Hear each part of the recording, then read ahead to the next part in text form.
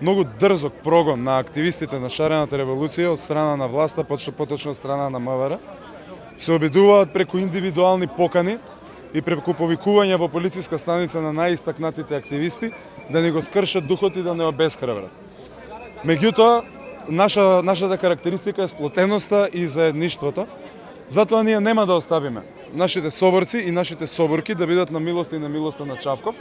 И од денеска почнуваме процес на самопријавување. И јас сум хулиган, и јас сум хулиганка.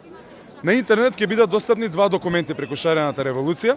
Едниот е полномошно за адвокатски застапник, за правен застапник, а другото е изјава која што секој кој што сака ќе ја потпише и со тоа ќе изјави дека е дел од шарената револуција и дека своето мислење и револт го изразувал преку боење на символите на овој криминален режим.